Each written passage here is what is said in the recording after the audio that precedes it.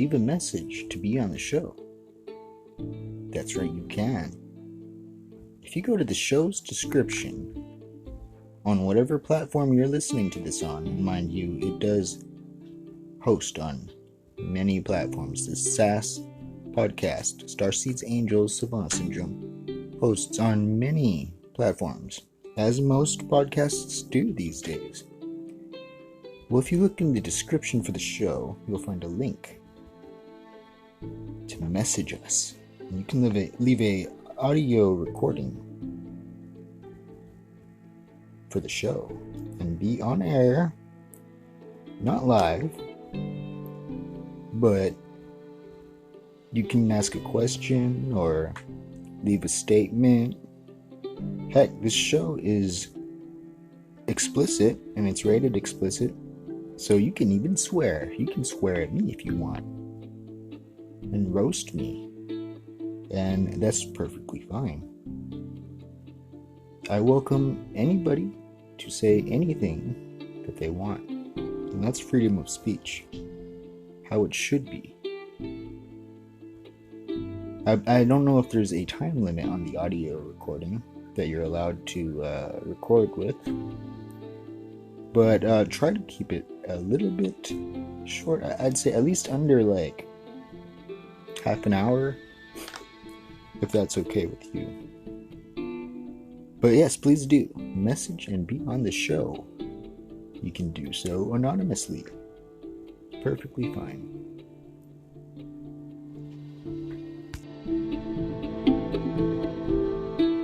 Mr. Chairman, thank you for having this hearing. We've heard from a lot of witnesses from you today and others previously about the very important potential of 5G technology. It promises to bring us a new era of connectivity with internet speeds as much as 5 times faster than what we have today, with much lower latency, and that's all a good thing. But 5G, as you well know, also uses higher frequency waves that don't travel as far and will rely on a network of hundreds of thousands, potentially millions of small cell sites. And the question then is, are there any health implications, any public safety implications to those additional sites that are likely to be located close to homes, schools, workplaces, and closer to the ground? Correct? Correct, Senator. Yes. So in December of 2018, I sent a letter to FCC Commissioner Carr asking him to cite for me recent scientific studies demonstrating the safety of this technology. What research has been done, where has it been published and compiled? He has essentially failed to do so, and just echoed the general statements of the FDA, which shares regulatory responsibility for cell phones with the FCC. If you go to the FDA website, pretty unsatisfactory. There basically is a cursory and superficial citation to existing scientific data saying, quote, the FDA has urged the cell phone industry to take a number of steps, including support additional research on possible biological effects of radio frequency fields for the type of signal emitted by cell phones. I believe that Americans deserve to know what the health effects are, not to prejudge what scientific studies may show, and they deserve also a commitment to do the research on outstanding questions. So my question for you, particularly Mr. Gillen and Mr. Perry, how much money has the industry committed to supporting additional independent research? I stress independent research. Is that independent research ongoing? Has any been completed? Where can consumers look for it? And we're talking about research on the biological effects of this new technology. Thank you, Senator. I think, thank you for your focus on the issue. Safety is paramount, and as you alluded to, we rely on the expert agencies, we rely on the findings of the FDA and others as to the requirements to keep all of us safe. There are no industry-backed studies, to my knowledge right now. Happy to visit with you as to what opportunities you think there needs to be more studies, and we're always for more science. We also rely on what the scientists tell us. So essentially, the answer to my question, how much money? Zero. I can certainly follow up with you, Senator. To my knowledge, there's no active studies being backed by industry today. Anybody else know of industry commitments to back research, fund it, support it, to ascertain scientifically the health effect? Senator, I'm not aware either, but I do know that with small cells especially, you're going to have lower power levels. And of course, as from a carrier perspective, you want to be able to manage interference so that that interference is the lowest interference possible. So I would think that some of those studies or some of that information could be utilized in looking at the health consequences. But no, I'm not aware of any. So there really is no research ongoing. We're kind of flying blind here so far as health and safety is concerned. Thank you, Mr. Chairman. Thank you. So the United States took the only responsible course. We withdrew from the Human Rights Council, and we will not return until real reform is enacted. For similar reasons, the United States will provide no support and recognition to the International Criminal Court. As far as America is concerned, the ICC has no jurisdiction, no legitimacy, and no authority. The ICC claims near universal jurisdiction over the citizens of every country, violating all principles of justice, fairness, and due process. We will never surrender America's sovereignty to an unelected, unaccountable global bureaucracy. America is governed by Americans. We reject the ideology of globalism, and we embrace the doctrine of patriotism. Around the world, responsible nations must defend against threats to sovereignty, not just from global governments, but also from other new forms of coercion and domination. In America, we believe strongly in energy security for ourselves and for our allies. The Absurdity of COVID Cases by Jeff Deist, an audio Mises Wire narrated by Michael Stack. Today's headlines announce Donald and Melania Trump tested positive for COVID-19. Another claims 19,000 Amazon workers got COVID-19 on the job. Both of these pseudo-stories are sure to ignite another absurd media frenzy. As always, the story keeps changing.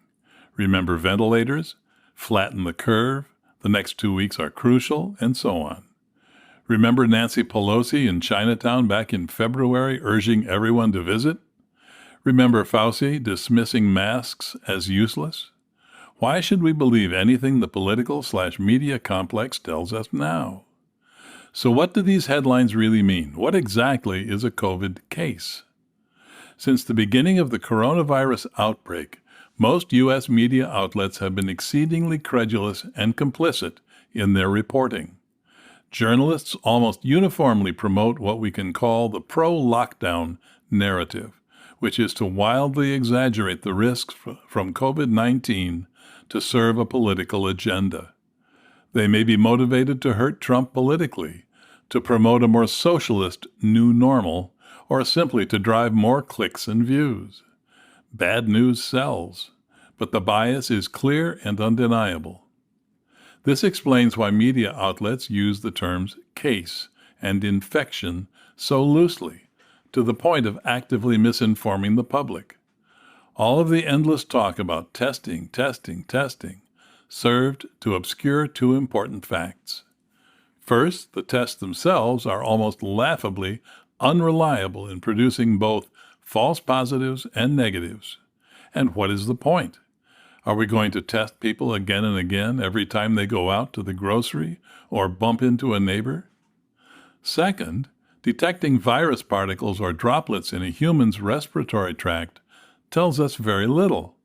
It certainly does not tell us they are sick or transmitting sickness to anyone. Take a perfectly healthy person with no particular symptoms and swab the inside of their nose.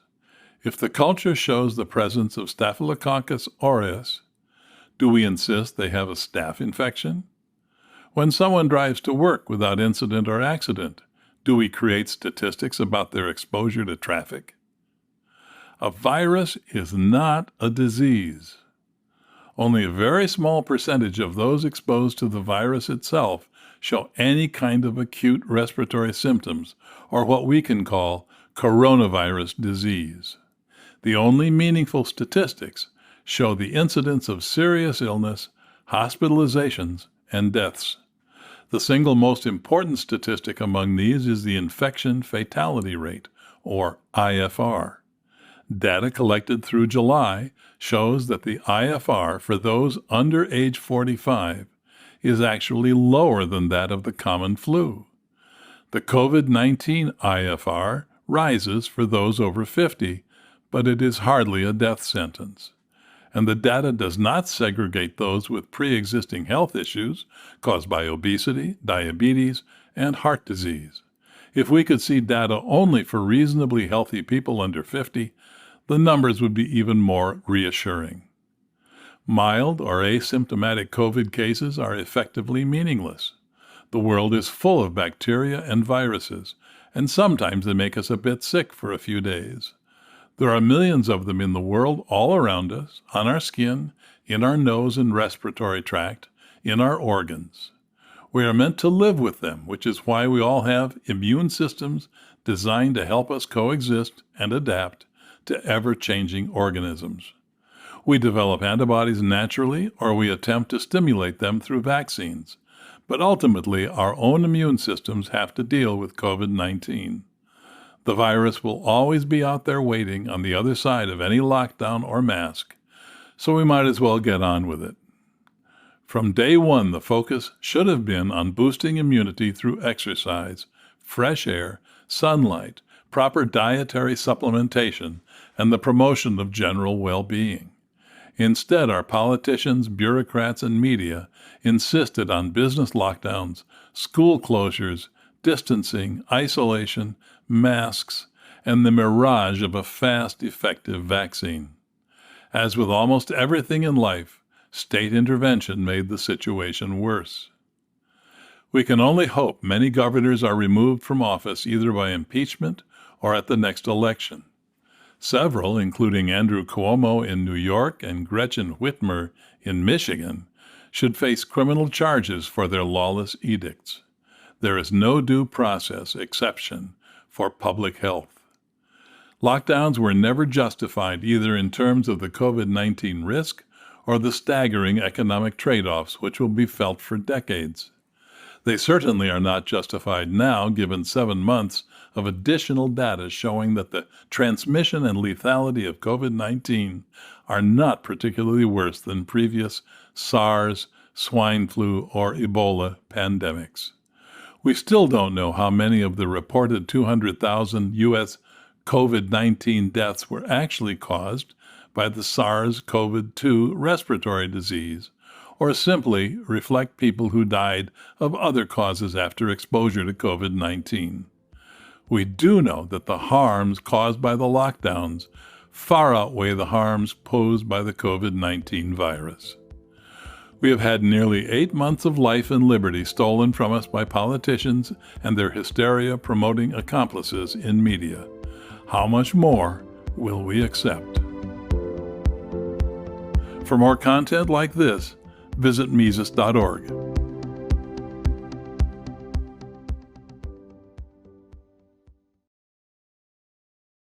Next speaker is, and we had things taken out of order a little bit, but Dr. James Nuschenwander. I think I threw in a little bit of a German pronunciation at the end there, as my wife would do, being from Germany originally, but she would tell me I totally messed it up in that regard also.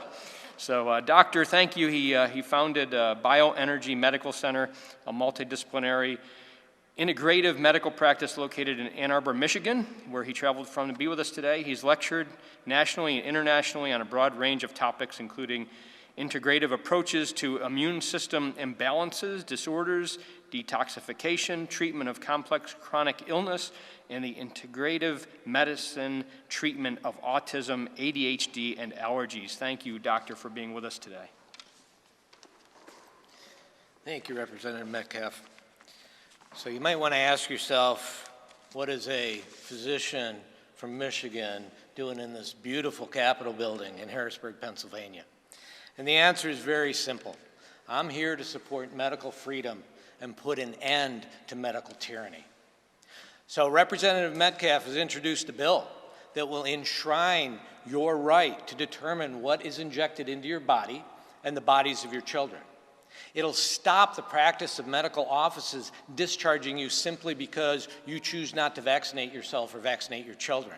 It'll prevent employers from tying your employment to your vaccine status. And most importantly, most people don't understand this, it'll stop the practice of bribing physicians with bonuses for vaccinating their patients and penalizing them for choosing not to. In a word, this is the kind of bill we need as a law, not just in Pennsylvania, but in every state in this country. And that is why I'm here today. I have watched our vaccine program go from 12 shots for about 8 diseases in the early 80s when my children were young, to over 54 shots for 16 diseases today. At the same time, I've watched the health of our children decline to the point where over 50% of them are going to develop some type of chronic medical condition. I've also watched as they've established an adult vaccine schedule. Why? Because many adults are susceptible to these childhood illnesses because they have exchanged the lifelong immunity of a natural infection with the false temporary immunity of a vaccine. And I've watched the health of America in general go from the top of the industrialized world in the 60s to the very bottom.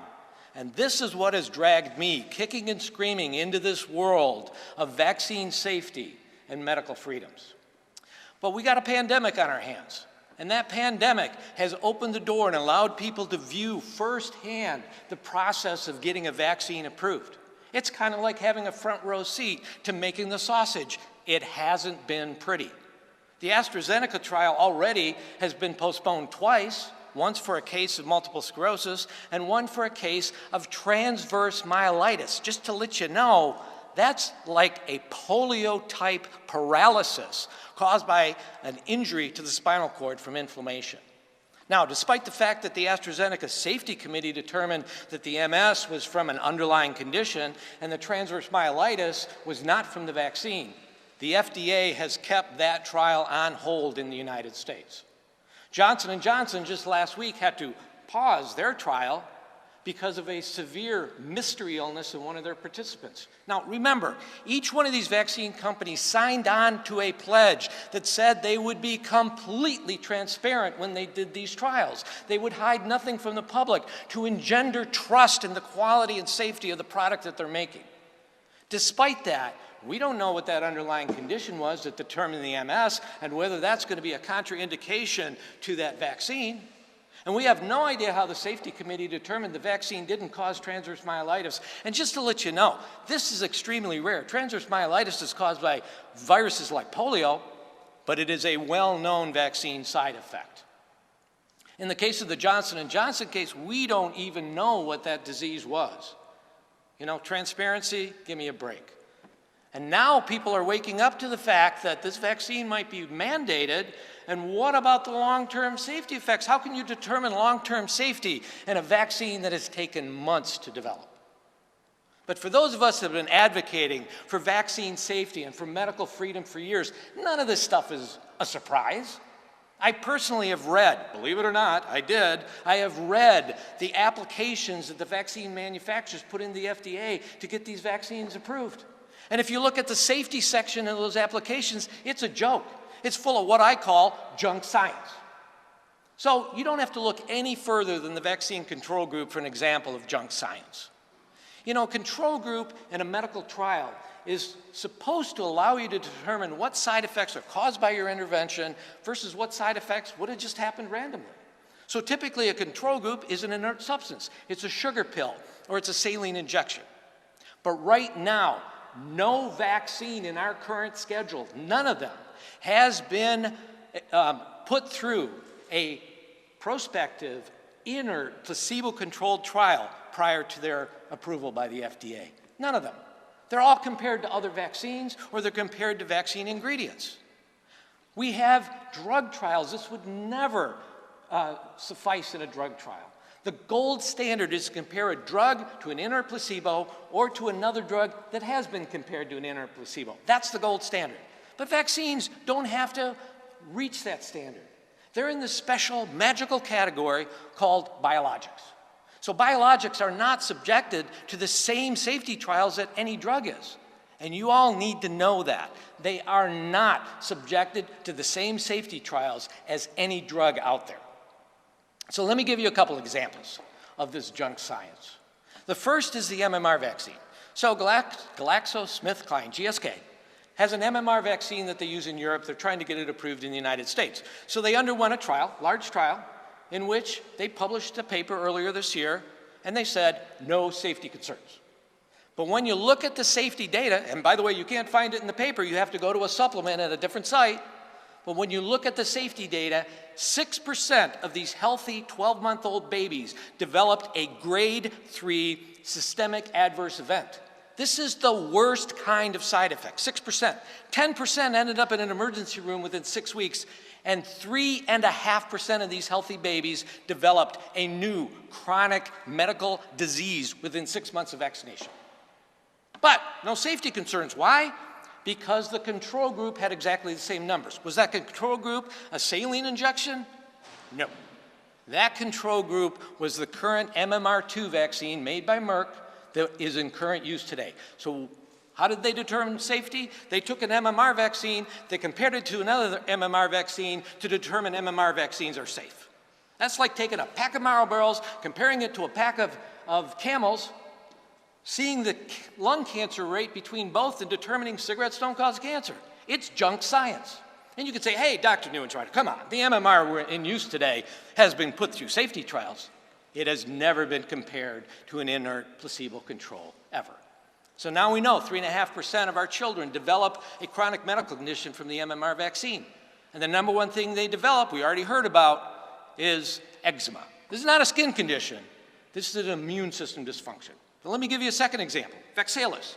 So Vaxalis is this new 6-in-1 shot approved by the FDA last year. Again, no safety concerns. You look at their data, 90% of the children that got this injection developed a systemic adverse event. And 16% of those systemic adverse events were grade 3. So this is not a 1 in a million reaction. This is 16% of these kids getting this injection developed a grade 3 serious adverse event. But no safety concerns. Why? Same as the control group. What's our control group here? Saline, give me a break. The control group here is Pentacell, which is a 5-in-1 shot, and hepatitis B. So they compared 6 vaccines in 1 shot to 6 vaccines in 2 shots to determine that 6 vaccines was safe. And again, none of those 6 vaccines has been compared to an inert placebo-controlled trial. This is junk science, my friends, junk science. So in order to try and get to the bottom of all this, Congress has multiple times asked the Institute of Medicine to look at vaccine and vaccine injury pairs to determine, does this cause that? And multiple times the Institute of Medicine has come back and said, there's not enough evidence for most of these pairs. We don't know. So finally in 2011, Congress tasked the Institute of Medicine to determine what is the safety of our entire vaccine schedule? Are we better off vaccinating our children with this schedule or not? And in a paper published in 2012, Institute of Medicine came back and said, there is no evidence, 0 papers on what is the outcome of a vaccinated versus an unvaccinated group. The studies hadn't been done. They even chided the CDC for not doing these studies and declaring the whole schedule to be safe. So in response, the CDC came up with a committee of experts to determine could such a study be done using existing databases like the Vaccine Safety Data Link. That report was published in 2015 where they said, yes, indeed, we can do these studies. Then they even gave a specific example of how to use the VSD to determine if the vaccine schedule increased your risk of asthma. Have those studies been done? No. It's been 5 years, the CDC hasn't done a single study. It would be so straightforward and simple for them to do these studies, and they refuse to do it. Why is that? I'll leave that up to you guys to figure out. People like me, we don't have access to these databases. There's no way we can do these studies. There have been 2 small studies comparing vaccinated to completely unvaccinated populations since that time, and both of those studies showed that vaccinated children are much sicker, much more likely to have allergies, asthma, eczema, ADHD, and yes, autism. 230 years ago, our founders wrote a constitution to create this nation, and it didn't get through the colonies. Why? Because it didn't guarantee many of the basic rights for which they were fighting.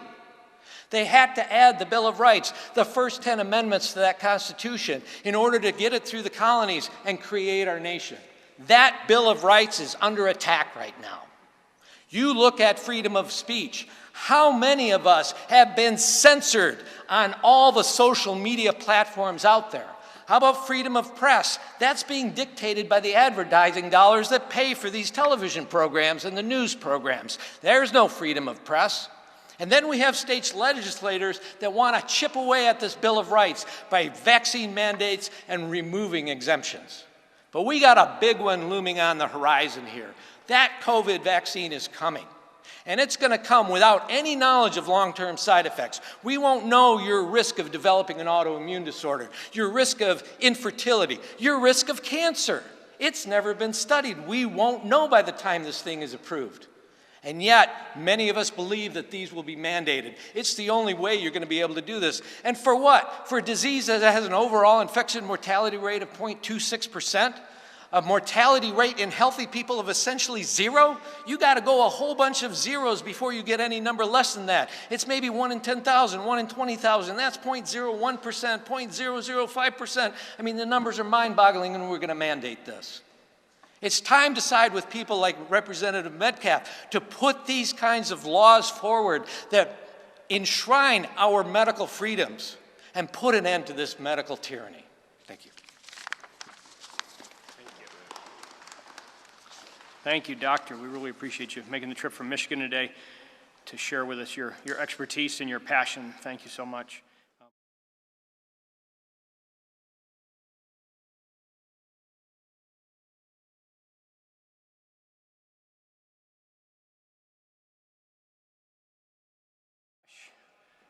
Our third expert that traveled from not New York or Michigan, but right here from the Pittsburgh area here in Pennsylvania, and has been with us before. We appreciate him coming back to the Capitol today to share his expertise. Dr. Lyons Weiler is a research scientist, author, and president and CEO of the Institute for Pure and Applied Knowledge. Thank you, Doctor, for coming. Thank you. Representative Metcalf, I want to thank the media for being here and thank everyone online for sharing this across all social platforms. I'm an objective research scientist, and I have 2 main points that I want to drive home. The first one is the number 21%.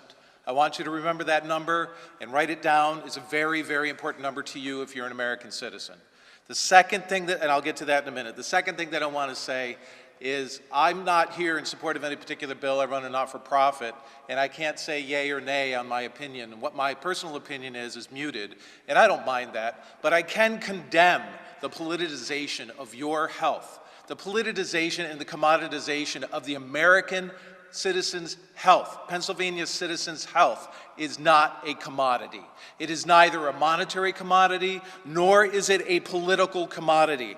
And shame on you if you have changed your position or held on to a position in the light of evidence from data, from studies that tell you that your position is wrong simply because you disagree with President Trump. Shame on you. You're hurting people, you're hurting society, you're destroying businesses. Shame on you. Now that I got that out, I can talk about some science. Okay. Historically, coronaviruses, vaccines for coronaviruses have had a terrible safety record. There is a condition known as disease enhancement due to pathogenic priming. And this was discovered in vaccinated animals in past vaccine safety studies when they did conduct vaccine safety studies on animals on coronavirus vaccines, where vaccinated animals got more serious disease after being vaccinated, and then when they acquired an infection from the wild-type vaccine, more of animals got serious infections, serious conditions, and more animals died. In my peer-reviewed research paid for the citizens of the United States of America through donations to IPAC, prior to the development of any COVID vaccines, I found that all but one of the proteins in the SARS-CoV-2 virus have what we call unsafe epitopes, right? Which are parts of proteins that are capable of causing immune conditions, autoimmune conditions, and immune responses against proteins in our own body. This is peer-reviewed research, and I'll be happy to provide the press with a reference after this. About a third of the proteins that might be targeted by autoimmune conditions by SARS-CoV-2 viral proteins, either through infection or injection, target the immune system. But from the start, it looks like this virus has evolved the ability to attack our immune system as part of its disease-causing capacity. This pathogenic priming, I predicted in my study which parts of the human body would likely be most affected by pathogenic priming. And now studies by medical physicians, by medical teams around the world are confirming my predictions. This is not simply a respiratory virus with respiratory symptoms. This affects many tissues across the body, and there's some grave concern if you're going to get infected. But where's the grave concern if you're going to be injected with these same proteins? Not a single, to my knowledge, not a single vaccine manufacturer took heed of my warning to remove those unsafe epitopes from the vaccines before they formulated their vaccines, in spite of being emailed my study with a plea to please consider taking out those unsafe epitopes. Your body has 500,000 peptides throughout your life. The coronavirus has something like 28 proteins. What's the probability that there's going to be many proteins that match at small segments of immunogenic epitopes? Very high. We now have results from front-runner vaccines from these hybrid trials where they skipped over the animals trials. FDA, in it absolutely ignoring safety margin in a stunning decision, decided to allow Moderna and other vaccine manufacturers to skip the most important step in vaccine safety for coronavirus, which is the animal trials, to see if there's pathogenic priming, to see if this particular vaccine or that particular vaccine might cause serious problems through pathogenic priming. It's unbelievable that the FDA made this decision, and we made this specific recommendation that they do that in my study that I published. All right. Now what they're doing is they even said, well, we don't have to do phase 1 human trials and phase 2 human trials separate. We're going to combine them together because this is such a horrible epidemic. We need to get the science done fast. They're missing out on another opportunity to find safety signals, but they found them anyway. At the beginning of this time period where I'm speaking, I said to remember the percentage 21%. The only single data point, the datum that we have on what percentage of patients human patients exposed to a coronavirus vaccine have had serious adverse events is from the Moderna trial, and that number is 21%. 21% of people are having serious adverse events from this vaccine in that trial. The other ones haven't published their data yet to the point where we can understand that. Like Dr. New said, they're supposed to be transparent. But, I'm really upset as a professional scientist and as a citizen that our public health officials have not given you the good word. The good word that it is now absolutely mundane, routine medical care to take care of a patient with coronavirus. It is absolutely known that you should not put them on the full ventilator pressure. That's what killed most people in New York City. It is absolutely known that corticosteroids now take care of the autoimmune-like conditions that people are experiencing that I predicted in my study. So those high incidences of autoimmunity from a treatment, not a vaccine, a treatment, a medical treatment, they're now routinely used across the United States. It's also known how to treat the incidental coagulopathy, which only can be thought about as an outcome of something wrong with the viral proteins being in the body. And just this morning I read in the journal The Lancet, their position is that antivirals are generally effective against coronavirus, COVID-19. The public needs to understand that tens of thousands and soon hundreds of thousands of medical doctors around the world are going to join me and others in condemning the politicization of coronavirus and public health in general, including vaccines. We have to understand that we're going to come together and have come together with joint resolutions about this political state to stand down on politicization of public health. Stand down on it, even if you're a public health official. Right? You need to be a scientist first and a qualified one at that to conduct public health, and you can't just regurgitate what the CDC has to say. All right, so now we have really good news. Why do we not hear good news on treatments from our public health officials? Shame on them. They're keeping people in fear, intentionally. Why? It's fair enough to speculate that perhaps after the election we will see a disappearance of their concern over coronavirus. So those people who would like to add coronavirus vaccine mandates to our society's response have to understand a few things. First of all, it's a disproportionate response given the rate of mortality. If you're not over 70 years old, you have less of a chance of dying of coronavirus than you do from influenza, thank goodness. However, if you want to mandate coronavirus vaccines, understand that if you're a medical physician, hear me well, if you want to reject 21% of your patients, and that's a low number, that's a lowball number.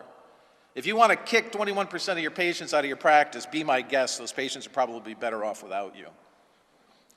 So the estimates of coverage that are required to be needed to protect the population from vaccine herd immunity are that, and this comes from Paul Off at the Children's Hospital over in Philadelphia, efficacy rates as high as 50% and coverage rates as high as 75%. The Pew report from the other day, a poll says that 51% of the population do not want this vaccine. They won't take it. Not just that they won't be the first to line up, they won't take it. How are we going to get to 75% with only 51%? Well, we need a much more efficacious coronavirus vaccine. It is imperative that we do not discount prior immunity in the population from prior exposure to coronavirus-like viruses or to coronavirus itself. And if you look at the infection fatality rate, not the case fatality rate, where you get a diagnosis, you take the symptomatics and the asymptomatics and put it together, the statistic that was published in May was less than influenza. The press has learned that, yes, we're going to have a problem with long-sustained antibodies, but we've known that for coronaviruses from 1990. It's not new. The press has reported that. But the press now, and thank you for doing this, has reported that we have memory B cells and memory T cells in response to coronavirus, so our bodies will remember how to be immune to these coronaviruses without having to carry around antibodies to everything we've ever been exposed of, expressing those proteins in our body all the time. That would be metabolically unsustainable. It's not how human bodies work. It's not how mammalian bodies work. So this mystery of public health officials not working to reduce concern can only be seen as political, and please join me in condemning that. Our reaction to coronavirus has already been worse than the virus itself. A terrorist could never succeed as well at shutting down businesses with a bomb in the United States as we have by this ridiculous, inaccurate testing. Dr. Sing-Hang Lee from Milford, Connecticut, published a study that showed that the reference samples that are used to validate the COVID-19 test, 30% were false positives. When he sequenced the PCR product, 40% were false negatives. What are we doing with PCR testing? And if you test everyone in a population with a CT scan, you're going to find cancers in everyone, and you're going to do biopsies on everyone at a rate where you're going to end up doing a lot of harm. Every person that has a false positive rate, when the infection rates are low, and there's something like 2% active infection, maybe maximum, per year with coronavirus across the United States right now. We're going to have far more false positives, even if the false positive rate is just 1%. What does that lead to? It leads to contact tracing of those 14 people that you saw in the mall the other day. You're shutting down those 14 businesses. Bomb after bomb after bomb after bomb, shutting down our economy. That's cruel. And then on top of it, we're bringing quaternary ammonium compounds into schools. I'm going to spell a name for you. H-R-U-B-E-C, Terry Hrubik. The H is not pronounced, Terry Hrubik. She did studies of these cleaners that we're bringing into the schools, and we're spraying all over the schools every day or every week to fight coronavirus. She found in mice neural tube defects to the rate of 15% of the pups, and a reduction in the reproductive capacity of both male and female mice of 50% with these, they're called quats. Look them up. I just did an Unbreaking Science episode. Look at hashtag Unbreaking Science. I interviewed Dr. Hrubik yesterday. What are we doing to our children? Exposing them to these cleaners that might shut down their reproduction, that might harm their immune systems, that might cause their children for 2 generations to be less reproductively capable, for 2 generations to have neural tube defects. Look up and think about what we're doing. Our society is messed up because we don't think about attendant consequences, and we base our for-profit medical system on the externalization of costs on people like these families. She bears the cost. You all bear the cost. Let's bring liability back to the vaccine program in the United States. And the last thing I want to say, that the National Vaccine Injury Compensation Program itself, I believe, is corrupt. I was an expert in that program, and I quit that program after a special master attempted to bribe me to change my testimony for payment. And you put that on the record. On top of it, the probability of anybody getting, you have no chance in the National Vaccine Injury Compensation Program because you heard earlier, HHS determines which vaccine injuries are real. HHS is the defendant in the case. HHS writes its own ticket to what you can charge it with. It's like me robbing a bank and saying, you can't charge me for taking the 50s. I'm writing the rules in my own courtroom. That system is so backwards, it's unbelievable. So please, do your own research, look up quats, look up quacks, look up coronavirus, and I want to thank you, Representative Metcalf, for today.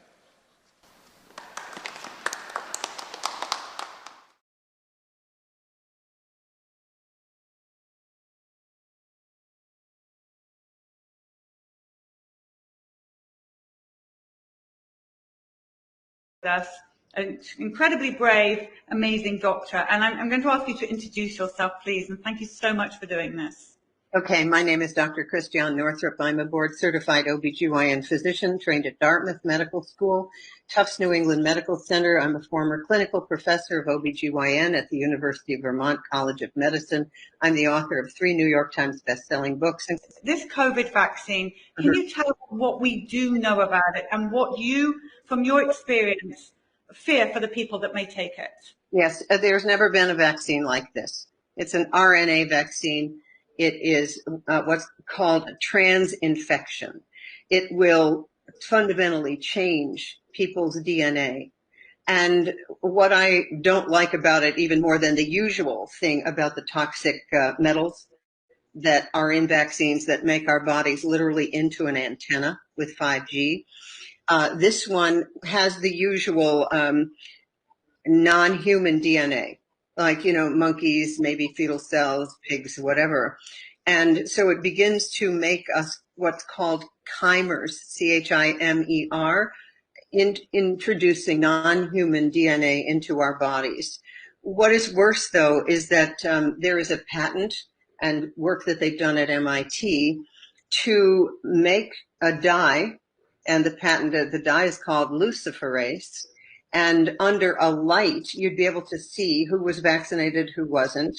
And the deal is to store your biometric information, because this vaccine will have nanoparticles, nanocrystalline particles that are actually little robots, and they like little antennas, and they will have the ability to take your biometric data, not only your vaccine record, but your breathing, your heart rate, your activities, sexual activities, drugs that you're taking, where you travel, all of that, and then take that data and store it in the cloud.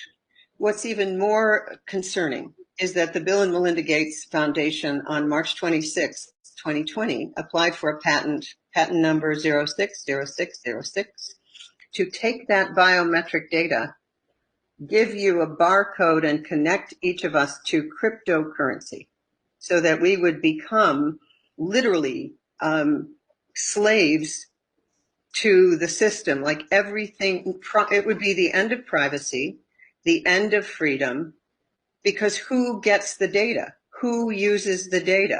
And what do they do with it? So this patent to connect the vaccinated to cryptocurrency, making all humans a commodity, is extremely concerning. And everyone should be concerned, given that this is a virus from which 99.9% of people recover. So I would ask, why do we need anything like this? Because it goes far beyond those pandemics of old, smallpox and so on. This is very different. The plan here is to vaccinate the entire world. And the narrative that we're being sold is things will not go back to normal until everyone is vaccinated. Because until we get almost everybody vaccinated globally, we still won't be fully back to normal.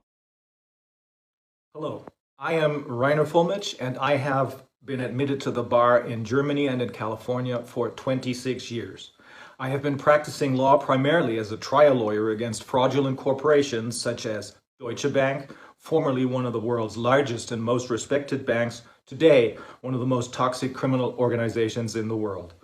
VW, one of the world's largest and most respected car manufacturers, today notorious for its giant diesel fraud, and Kühne and Nagel, the world's largest shipping company. We're suing them in a multi-million-dollar bribery case.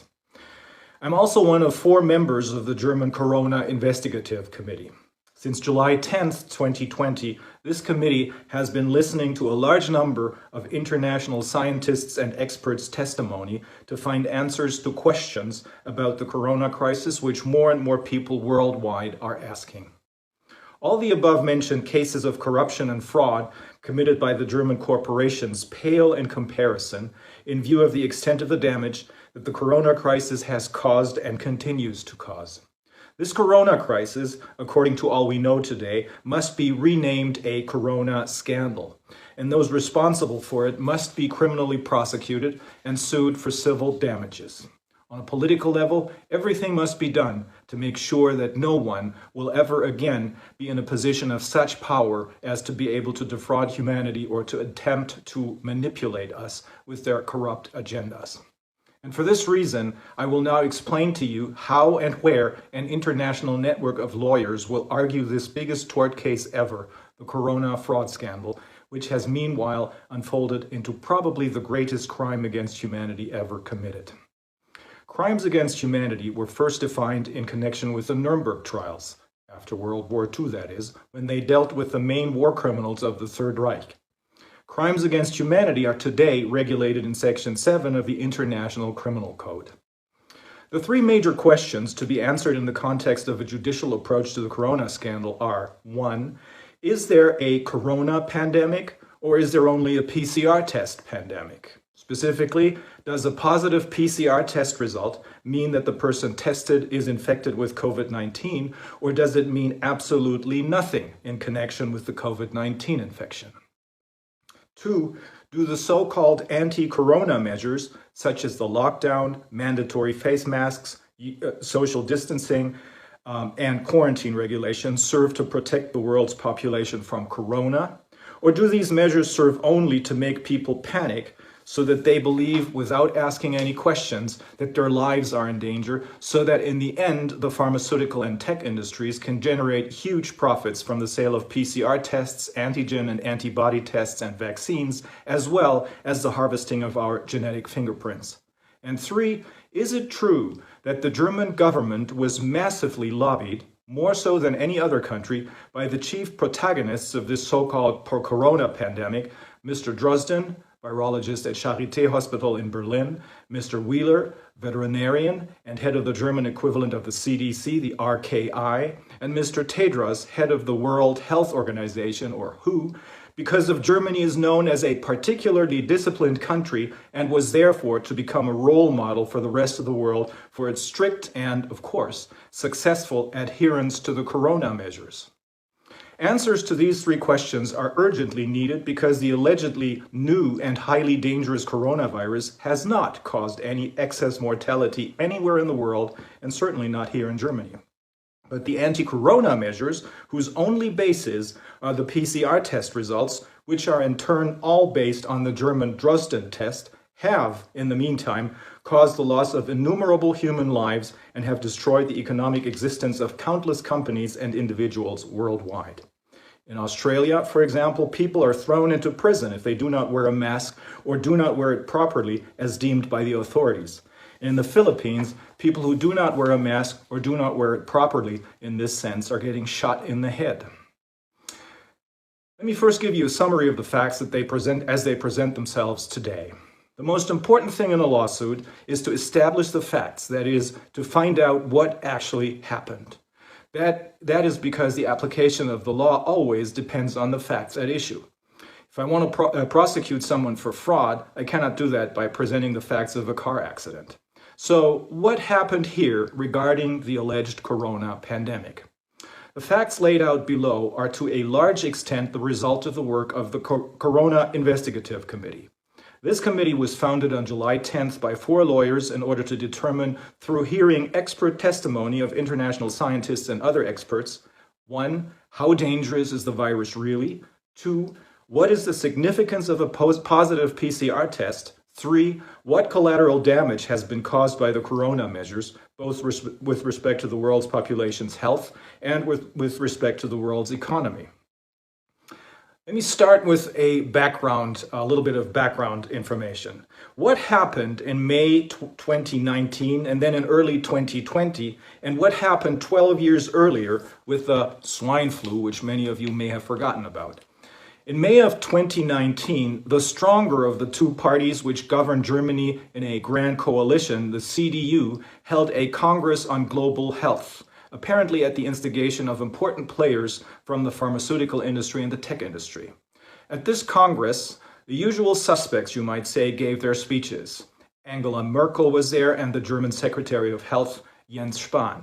But some other people whom one would not necessarily expect to be present at such a gathering were also there. Professor Drosten, virologist from the Charité Hospital in Berlin, Professor Wheeler, veterinarian and head of the RKI, the German equivalent of the CDC, as well as Mr. Tedros, philosopher and head of the World Health Organization, WHO. They all gave speeches there. Also present and giving speeches were the chief lobbyists of the world's 2 largest health funds, namely the Bill and Melinda Gates Foundation and the Wellcome Trust. Less than a year later, these very people called the shots in the proclamation of the worldwide corona pandemic, made sure that mass PCR tests were used to prove mass infections with COVID-19 all over the world, and are now pushing for vaccines to be invented and sold worldwide. These infections, or rather the positive test results that the PCR tests delivered, in turn became the justification for worldwide lockdowns, social distancing, and mandatory face masks. It is important to note at this point that the definition of a pandemic was changed 12 years earlier. Until then, a pandemic was considered to be a disease that spread worldwide and which led to many serious illnesses and deaths.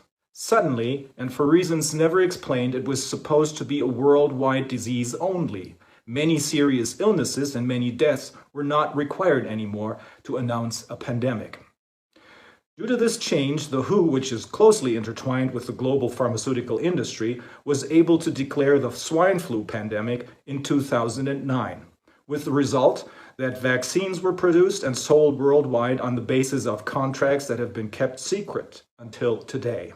These vaccines proved to be completely unnecessary because the swine flu eventually turned out to be a mild flu, and never became the horrific plague that the pharmaceutical industry and its affiliated universities kept announcing it would turn into, with millions of deaths certain to happen if people didn't get vaccinated. These vaccines also led to serious health problems. About 700 children in Europe fell incurably ill with narcolepsy and are now forever severely disabled. The vaccines bought with millions of taxpayers' money had to be destroyed with even more taxpayers' money. Already then, during the swine flu, the German virologist Drosten was one of those who stirred up panic in the population, repeating over and over again that the swine flu would claim many hundreds of thousands, even millions of deaths all over the world. In the end, it was mainly thanks to Dr. Wolfgang Wodak and his efforts as a member of the German Bundestag and also a member of the Council of Europe that this hoax was brought to an end before it would lead to even more serious consequences. Fast forward to March of 2020. When the German Bundestag announced an epidemic situation of national importance, which is the German equivalent of a pandemic, in March of 2020, and based on this, the lockdown with the suspension of all essential constitutional rights for an unforeseeable time, there was only one single opinion on which the federal government in Germany based its decision. In an outrageous violation of the universally accepted principle audiatur et altera pars, which means that one must also hear the other side, the only person they listened to was Mr. Drosten. That is the very person whose horrific, panic-inducing prognoses had proved to be catastrophically false 12 years earlier. We know this because a whistleblower named David Sieber, a member of the Green Party, told us about it. He did so first on August 29, 2020 in Berlin, in the context of an event at which Robert F. Kennedy Jr. also took part and at which both men gave speeches. And he did so afterwards in one of the sessions of our Corona Committee. The reason he did this is that he had become increasingly skeptical about the official narrative propagated by politicians and the mainstream media. He had therefore undertaken an effort to find out about other scientists' opinions and had found them on the internet. There, he realized that there were a number of highly renowned scientists who held a completely different opinion, which contradicted the horrific prognoses of Mr. Drosten. They assumed, and still do assume, that there was no disease that went beyond the gravity of the seasonal flu, that the population had already acquired cross or T-cell immunity against this allegedly new virus, and that there was therefore no reason for any special measures, and certainly not for vaccinations.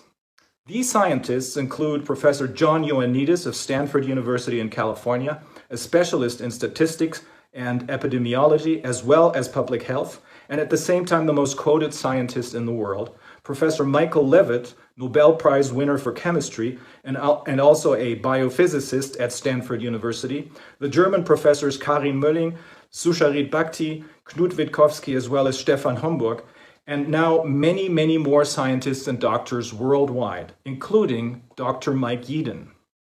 Dr. Mike Yeadon is the former vice president and scientific director of Pfizer, one of the largest pharmaceutical companies in the world. I will talk some more about him a little later. At the end of March, beginning of April of 2020, Mr. Sieber turned to the leadership of his Green Party with the knowledge he had accumulated and suggested that they present these other scientific opinions to the public and explain that, contrary to Mr. Drosten's doomsday prophecies, there was no reason for the public to panic. Incidentally, Lord Sumption, who served as a judge at the British Supreme Court from 2012 to 2018, had done the very same thing at the very same time and had come to the very same conclusion, that there was no factual basis for panic and no legal basis for the corona measures. Likewise, the former president of the German Federal Constitutional Court expressed, albeit more cautiously, serious doubts that the corona measures were constitutional. But instead of taking note of these other opinions and discussing them with David Sieber, the Green Party leadership declared that Mr. Drosten's panic messages were good enough for the for the Green Party. Remember, they're not a member of the ruling coalition. They're the opposition. Still, that was enough for them, just as it had been good enough for the federal government as a basis for its lockdown decision, they said. They subsequently, the Green Party leadership, called David Sieber a conspiracy theorist without ever having considered the content of his information, and then stripped him of his mandates. Now let's take a look at the current actual situation regarding the virus's danger, the complete uselessness of PCR tests for the detection of infections, and the lockdowns based on non-existent infections. In the meantime, we know that the healthcare systems were never in danger of becoming overwhelmed by COVID-19. On the contrary, many hospitals remain empty to this day, and some are now facing bankruptcy. The hospital ship Comfort, which anchored in New York at the time and could have accommodated 1,000 patients, never accommodated more than some 20 patients. Nowhere was there any excess mortality. Studies carried out by Professor Ioannidis and others have shown that the mortality of corona is equivalent to that of the seasonal flu. Even the pictures from Bergamo and New York that were used to demonstrate to the world that panic was in order proved to be deliberately misleading. Then, the so-called panic paper was leaked, which was written by the German Department of the Interior. Its classified content shows beyond a shadow of a doubt that, in fact, the population was deliberately driven to panic by politicians and mainstream media. The accompanying irresponsible statements of the head of the RKI, remember the CDC, Mr. Wheeler, who repeatedly and excitedly announced that the corona measures must be followed unconditionally by the population without them asking any question, shows that he followed the script verbatim. In his public statements, he kept announcing that the situation was very grave and threatening, although the figures compiled by his own institute proved the exact opposite. Among other things, the panic paper calls for children to be made to feel responsible, and I quote, for the painful, tortured death of their parents and grandparents if they do not follow the corona rules. That is, if they do not wash their hands constantly and don't stay away from their grandparents. A word of clarification. In Bergamo, the vast majority of deaths, 94% to be exact, turned out to be the result not of COVID-19, but rather the consequence of the government deciding to transfer sick patients, sick with probably the cold or seasonal flu, from hospitals to nursing homes in order to make room at the hospitals for all the COVID patients who ultimately never arrived. There, at the nursing homes, they then infected old people with a severely weakened immune system, usually as a result of pre-existing medical conditions. In addition, a flu vaccination, which had previously been administered, had further weakened the immune systems of the people in the nursing homes. In New York, only some, but by far not all hospitals were overwhelmed. Many people, most of whom were, again, elderly and had serious pre-existing medical conditions, and most of whom, had it not been for the panic mongering, would have just stayed at home to recover, raced to the hospitals. There, many of them fell victim to healthcare-associated infections, or nosocomial infections on the one hand, and incidents of malpractice on the other hand, for example, by being put on a respirator rather than receiving oxygen through an oxygen mask. Again, to clarify, COVID-19, this is the current state of affairs, is a dangerous disease, just like the seasonal flu is a dangerous disease. And of course, COVID-19, just like the seasonal flu, may sometimes take a severe clinical course and will sometimes kill patients. However, as autopsies have shown, which were carried out in Germany in particular by the forensic scientist Professor Klaus Püschel in Hamburg, the fatalities he examined had almost all been caused by serious pre-existing conditions, and almost all of the people who had died at a very old age, just like in Italy, meaning they had lived beyond their average life expectancy. In this context, the following should also be mentioned. The German RKI, that is, again, the equivalent of the CDC, had initially, strangely enough, recommended that no autopsies be performed. And there are numerous credible reports that doctors and hospitals worldwide had been paid money for declaring a deceased person a victim of COVID-19 rather than writing down the true cause of death on the death certificate, for example, a heart attack or a gunshot wound.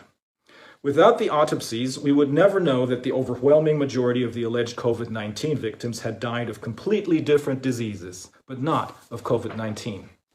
The assertion that the lockdown was necessary because there were so many different infections with SARS-CoV-2 and because the healthcare systems would be overwhelmed is wrong for three reasons, as we have learned from the hearings we conducted with the Corona Committee and from other data that has become available in the meantime. A, the lockdown was imposed when the virus was already retreating. By the time the lockdown was imposed, the alleged infection rates were already dropping again. B, there's already protection from the virus because of cross or T cell immunity. Apart from the above-mentioned lockdown being imposed when the infection rates were already dropping, there's also cross or T cell immunity in the general population against the coronaviruses contained in every flu or influenza wave. This is true even if this time around a slightly different strain of the coronavirus was at work. And that is because the body's own immune system remembers every virus it has ever battled in the past. And from this experience, it also recognizes a supposedly new, but still similar, strain of the virus from the corona family. Incidentally, that's how the PCR test for the detection of an infection was invented by now infamous Professor Drosten. At the beginning of January of 2020, based on this very basic knowledge, Mr. Drosten developed his PCR test, which supposedly detects an infection with SARS-CoV-2. Without ever having seen the real Wuhan virus from China, only having learned from social media reports that there was something going on in Wuhan, he started tinkering on his computer with what would become his corona PCR test. For this, he used an old SARS virus, hoping it would be sufficiently similar to the allegedly new strain of the coronavirus found in Wuhan.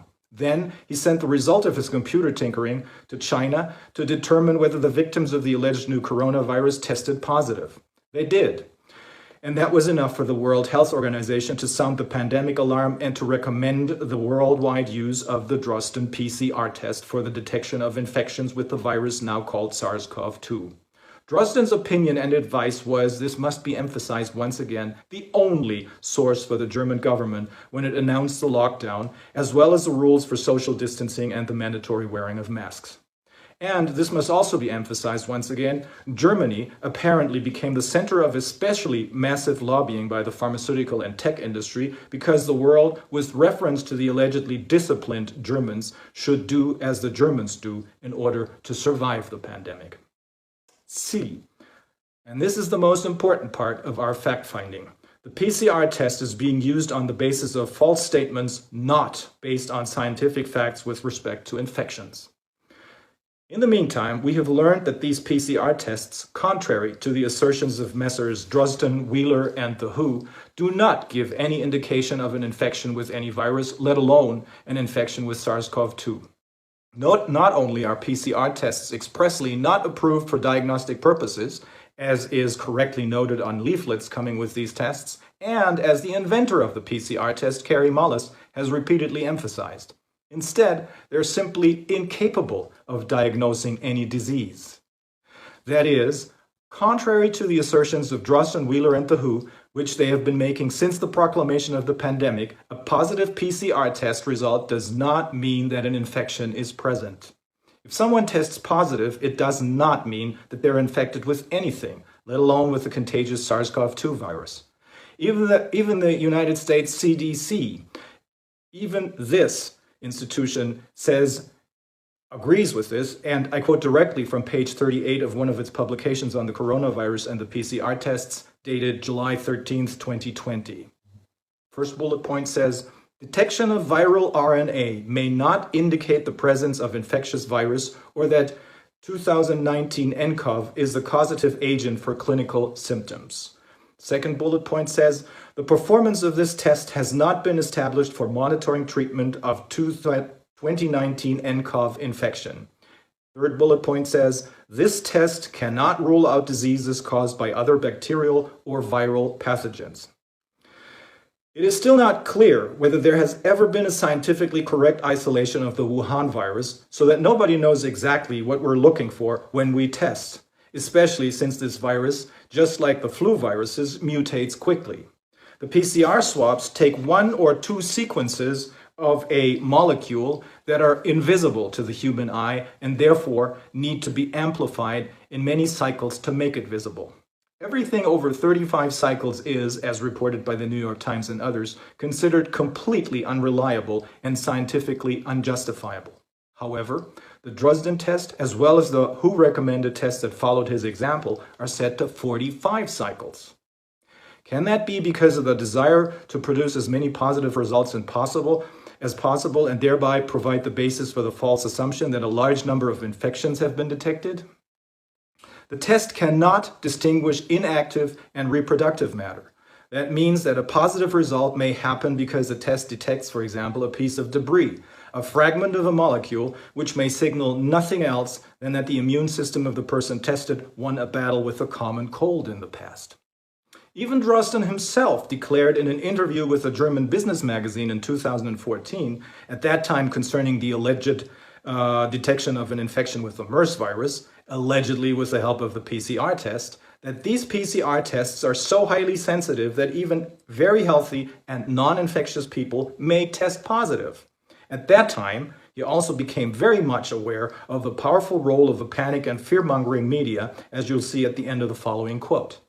He said then, in this interview, if, for example, such a pathogen scurries over the nasal mucosa of a nurse for a day or so without her getting sick or noticing anything, then she's suddenly a MERS case. This could also explain the explosion of case numbers in Saudi Arabia. In addition, the media there have made this into an incredible sensation. Has he forgotten this, or is he deliberately concealing this in the corona context, because corona is a very lucrative business opportunity for the pharmaceutical industry as a whole, and for Mr. Alfred Lund, his co-author in many studies and also a PCR test producer. In my view, it is completely implausible that he forgot in 2020 what he knew about the PCR tests and told a business magazine in 2014. In short, this test cannot detect any infection, contrary to all false claims stating that it can. An infection, a so-called hot infection, requires that the virus, or rather a fragment of a molecule, which may be a virus, is not just found somewhere, for example, in the throat of a person without causing any damage. That would be a cold infection. Rather, a hot infection requires that the virus penetrates into the cells, replicates there, and causes symptoms such as headaches or a sore throat. Only then is a person really infected in the sense of a hot infection. Because only then is a person contagious, that is, able to infect others. Until then, it is completely harmless for both the host and all other people that the host comes into contact with. Once again, this means that positive test results, contrary to all other claims by Drosten, Wheeler, or the WHO, mean nothing with respect to infections, as even the CDC knows, as quoted above. Meanwhile, a number of highly respected scientists worldwide assume that there has never been a corona pandemic, but only a PCR test pandemic. This is the conclusion reached by many German scientists, such as Professors Bakti, Reis, Mölling, Hockertz, Wallach, and many others, including the above-mentioned Professor John Ioannidis and the Nobel laureate Professor Michael Levitt from Stanford University. The most recent such opinion is that of the aforementioned Dr. Mike Yeadon, a former vice president and chief science officer at Pfizer, who held this position for 16 years.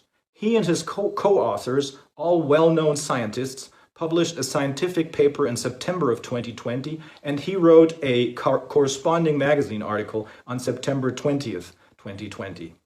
Among other things, he and they state, and I quote, "We're basing our government policy, our economic policy, and the policy of restricting fundamental rights presumably on completely wrong data and assumptions about the coronavirus. If it weren't for the test results that are constantly reported in the media, the pandemic would be over because nothing really happened. Of course, there are some serious individual cases of illness, but there are also some in every flu epidemic. There was a real wave of disease in March and April, but since then, everything has gone back to normal.